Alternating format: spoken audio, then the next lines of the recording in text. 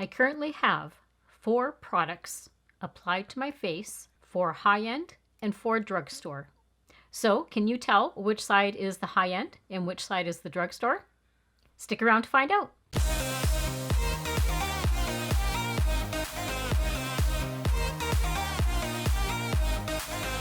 Hi everyone, welcome to another video.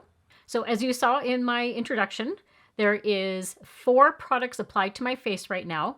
There is going to be a total of 5 products I'm sharing with you, but I could only apply 4 to my face right now.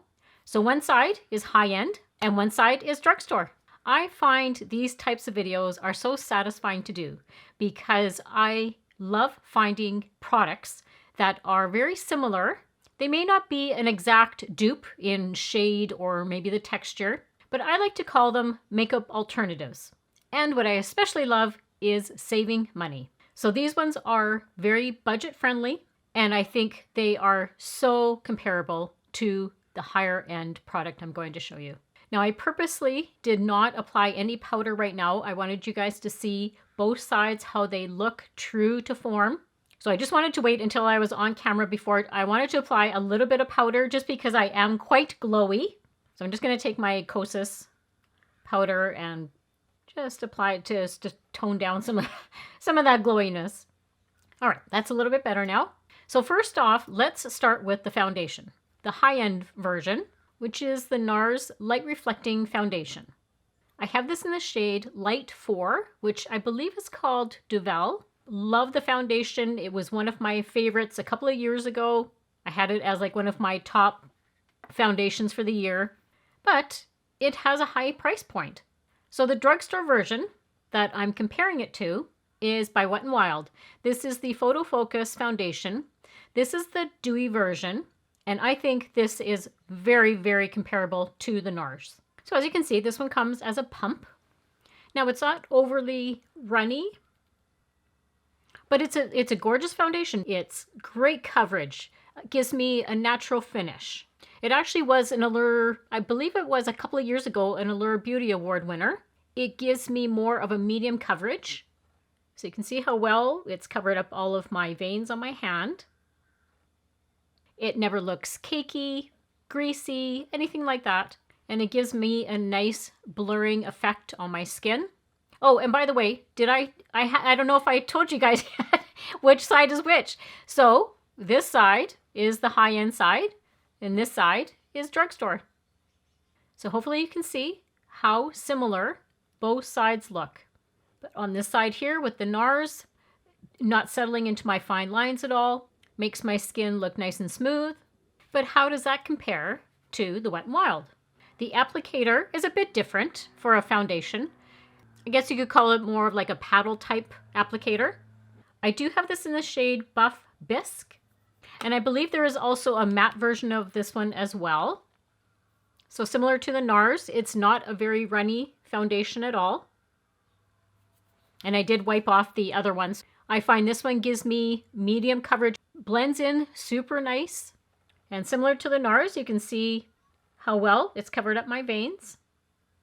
I do find with this one, I guess the one con with this one is it does have a slight smell to it. I've actually read some people say that it reminds them of like a paint smell, but I mean, I guess there is just, some kind of a smell to it. It doesn't smell like that when you get it onto your face. Like I find it dissipates once you get it on. So I'll show you side by side now. So here's the NARS, and then there's the Wet n Wild. So even the shade isn't a bad shade match. So it's quite amazing. And like I said, feels very natural on the face, never heavy. It just gives a beautiful finish to the skin. Now moving on to a bronzer. So the bronzer I've applied to the high-end side is the one by Rare Beauty. This is the Warm Wishes Effortless Bronzer Stick. It's a beautiful product. Love the packaging. I have it in the shade Power Boost. It is a twist up. I use this one mostly for bronzing, but you can also apply it as a contour stick.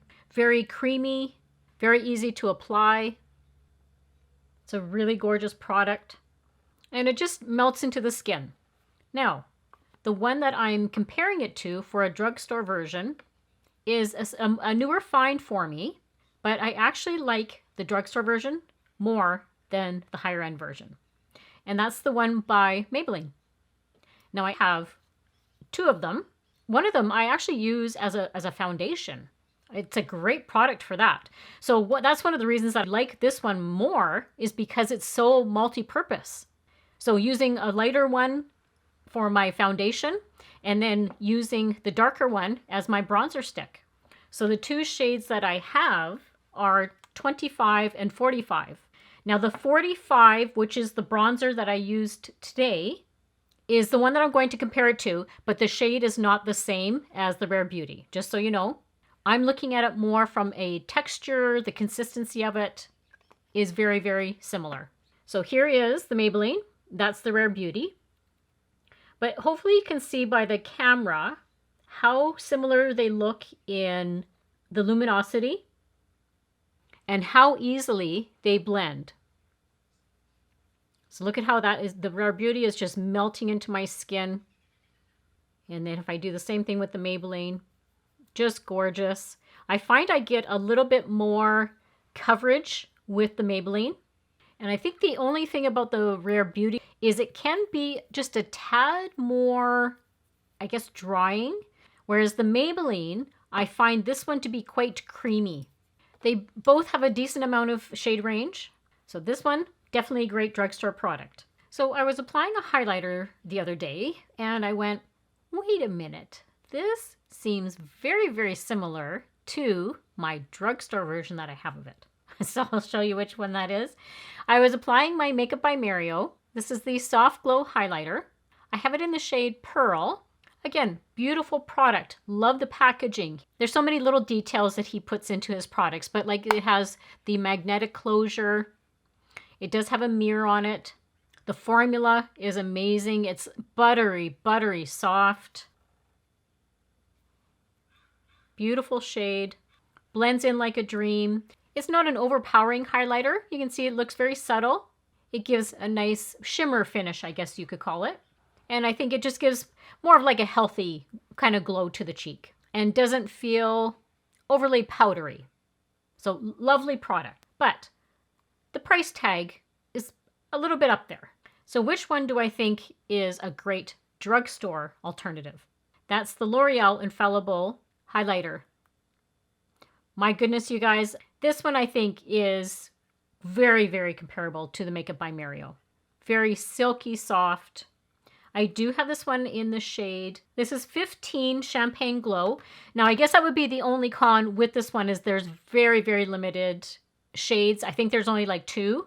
So I'll put that one just below. So there's the L'Oreal. So you can see it has a little bit more kick to it than the Makeup by Mario. But even when it's applied, it looks quite lovely. It's not one of those bam, in your face kind of highlighters. Very subtle. They are both very long wearing, give a nice radiance to the skin. If I would have picked up the other shade of the L'Oreal, that one probably would compare a little bit more shade-wise to the Makeup by Mario. But I like more of an icy kind of look. This one also does have a little mirror on it as well. Now, I do have 2 lip products to show you. That's where the 5th one comes into play here. But I only applied the one lipstick product because I had another one in a recent video. So I'm just going to show you the ones that I'm wearing, and then the other one I'm just going to swatch for you and show you the difference. I'm going to say this isn't going to be a huge savings because the brand that is at Sephora, Morphe, is, I'm going to say, a little bit more affordable than other brands that you can buy there. But this will save you a little bit of money. So this side, I have the Morphe. This is a new find for me. I've had it about a month now, but I've really been enjoying it. I love the shade. It's the Hydro Plump Matte Lipstick. Some of the things I love about it, I love the packaging. I love how slim it is. And it's just a twist up. Gorgeous shade for fall. Very creamy. This one is a little bit different from the drugstore version that I'm going to show you because it has some plumping qualities to it, but very hydrating. Well, the drugstore version that I was thinking of the other day, and I put it on, and I was like, oh my goodness, the shades look exactly the same. And it's the Milani version, the Fetish lipstick. This one I do have in the shade Tease, but this is just your traditional bullet lipstick. This is a matte formula as well, so I thought that that was very comparable. Milani one I would say is just a little bit more warm. Okay, so that's the Milani there. That's the Morphe. But both are super creamy, very long lasting. The Morphe side does have some mango butter in it and jojoba seed oil, which is giving it that hydrating property. Whereas the Milani has hyaluronic acid in it, which is also going to give it that hydrating property. I love that these are both matte, but they are not drying on the lips at all. Very comfortable. They both have a decent shade range, but look at how amazing that looks. I was just blown away by the shade. Now, the other lip product I'm going to share with you is a lip balm. So the higher end version is the one by Lancome. This is the Adele Butter Glow Lip Balm. I have it in the shade Lisa's Coral Glow. So again, beautiful packaging, really lovely product. You twist it up, beautiful. It's very buttery, very, very hydrating. And this one does have squalene in it. I love that it is not sticky. I really don't like those ones that feels like very gummy on your lips. So wonderful product. Well, when I was comparing the drugstore version, I was like, oh my goodness, these are so similar. And it's the Revlon one. This is the Revlon, the Super Lustrous Glass Balm. I do have this one in the shade. This is Glossed Up Rose. And I did have this in a recent video. Now the shade is just a little bit rosier, I guess you could say. A little bit pinker. So there's the Revlon. There's the Lancome. But look at how the light is picking up how super glossy and glassy they look. Again, very hydrating. This one does have hyaluronic acid in it. They both glide on super easy. And to be quite honest, I actually get a little bit more longevity from the Revlon than I do the Lancome. For whatever reason, I find I just get a little bit more coverage and it just lasts longer through the day.